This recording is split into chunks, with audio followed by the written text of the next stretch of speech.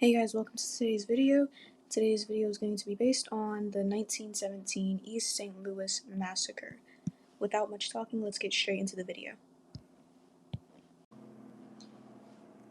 Okay, so the East St. Louis massacre went on from May 28th to July 2nd of 1917. So on May 28th, white labor union members attended an East St. Louis City Council meeting because they were complaining about companies using black workers as strikebreakers. Because prior to this, there were a lot of African Americans moving from the South into East St. Louis to get jobs at industrial factories, and at this time, lots of white workers at those factories were going on strike. So when they went on strike, a lot of the African American workers got jobs at these locations. So they began complaining about these companies using the black workers as strikebreakers, and rumors about crimes from the black residents began to spread among all the workers. And after the meeting, the white people began to attack black people in the streets, and it just began like that. The mob of people that were attacking the African Americans got dissipated by the morning, but a lot of anger continued to build between late May and July as the rumors about the African American migration and crime began to spread. On July the 1st, a group of white men drove around the black neighborhoods shooting into the houses. A church bell rang to alert all the black residents, and a group got together to defend themselves against all of the attackers. And after hearing the report, National Guard tried to come in through the neighborhoods, but did not help whatsoever, and actually some of them joined the mob that were attacking African Americans. At this time, there was a drive-through where a Ford pickup came through and shot into all the black neighborhoods. So after another group got back together and they saw Ford came through, the black residents shot at the vehicle, but inside were not attackers. It were two police officers coming to investigate the situation. So then a huge mob began gathering downtown around 10 a.m. on July 2nd, and the mob made up of white men and women began attacking black men and women and even children, and they pulled them from streetcars and began to assault them, shoot them, and even throw rocks and stones at them, and many other very, very violent things that I will not really speak about. But at the end, there were many, over 200 African American bodies that were put inside a nearby creek and were soon being buried because all of them were being burned inside their houses and even just harmed outside, and they didn't get any medical attention. And then the mob looted the black residents' homes, and then after, they just set them on fire.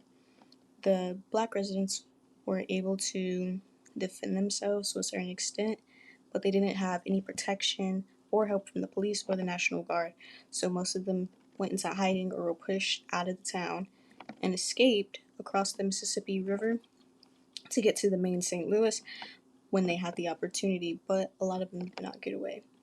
And the violence slowly started to calm down because they felt like the African Americans were finally leaving the city.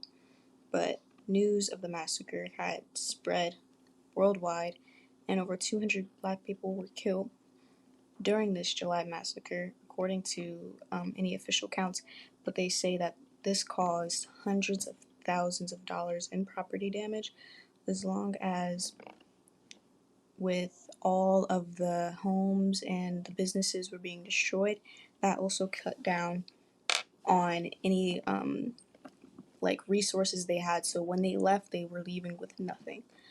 So at this time, the massacre led up to basically politicians spreading conspiracies about the African Americans' roles in the system, and they began to release newspapers with rumors about the black African American migrants causing crime, saying that when they moved from the South into this area, they began to cause the issues.